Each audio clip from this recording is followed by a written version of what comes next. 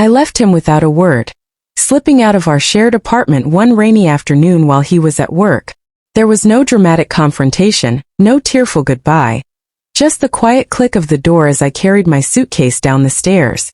After 2.5 years together, I couldn't bear the weight of staying in a relationship that had become a hollow shell of what it once was. I loved him fiercely, but love alone wasn't enough when he'd already checked out emotionally, leaving me to carry the burden of our fading connection. The decision to leave wasn't impulsive. It was the culmination of months of heartache, of watching the man I adored drift further away until he was a stranger sharing my bed. Our relationship had always been a study in contrasts. I was the steady one, the calm in the storm, always seeking balance and peace. He was a whirlwind, charismatic, unpredictable, with an energy that could light up a room or burn it down. In the beginning, that chaos drew me in. His spontaneity felt like adventure, his intensity like passion. We'd stay up until dawn talking about our dreams, laughing over inside jokes, planning a future that felt limitless. But over time, his chaos became less charming. His late nights out with friends stretched into mornings, his promises to change became empty, and his affection grew sporadic, like a faucet that only dripped when he felt like turning it on.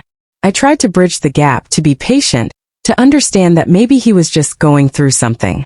But the more I tried, the more I felt like I was shouting into a void. The first sign of real trouble came about 1.5 years into our relationship.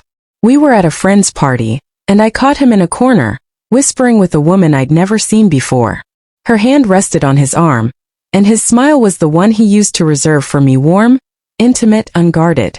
When I asked him about it later, he laughed it off, calling her just a friend, and accusing me of being paranoid. I wanted to believe him, so I did.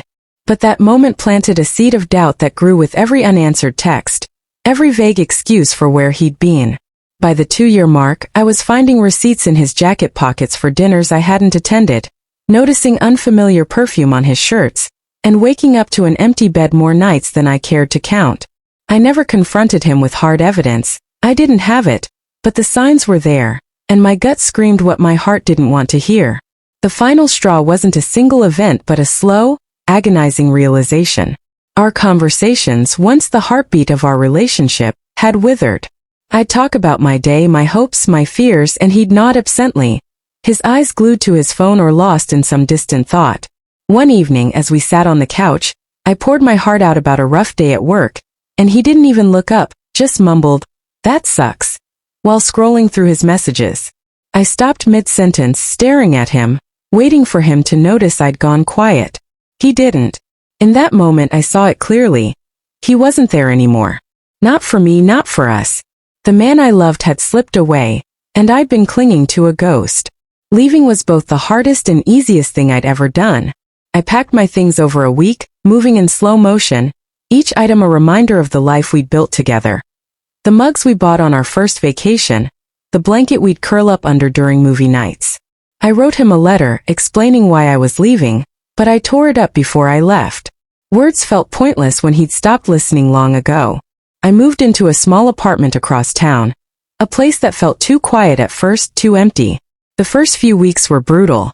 I'd wake up reaching for him, only to remember he wasn't there. I'd check my phone obsessively, hoping for a text, an apology, anything to show he cared. Nothing came. Healing became my lifeline. I started therapy, spilling my pain to a kind woman who helped me untangle the knots of guilt and anger I carried. I threw myself into exercise, running miles along the river until my lungs burned and my mind cleared.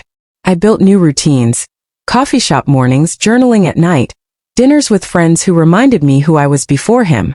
Slowly, I stopped checking my phone for his name.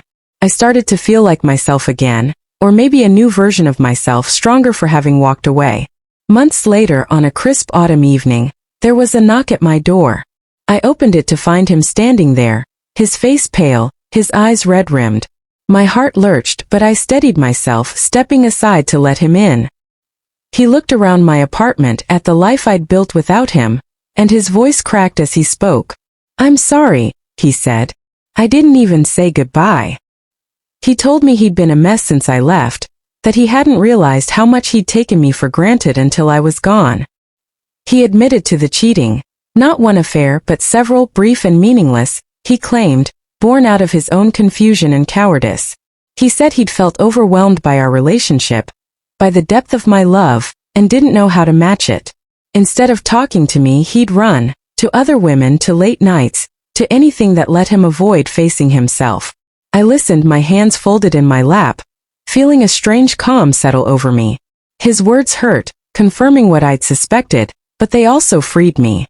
He wasn't the villain I'd imagined, nor the hero I'd once believed him to be. He was just human, flawed, and lost. I told him how his distance had broken me, how I'd spent months rebuilding myself. I didn't yell or cry. I just spoke honest and raw. He nodded, tears streaming down his face, and thanked me for leaving the way I did. "You left with dignity," he said. "I didn't deserve that, but you did it anyway." That moment, his gratitude for my quiet exit, felt like a gift, a recognition that I'd held onto my worth even when he hadn't seen it.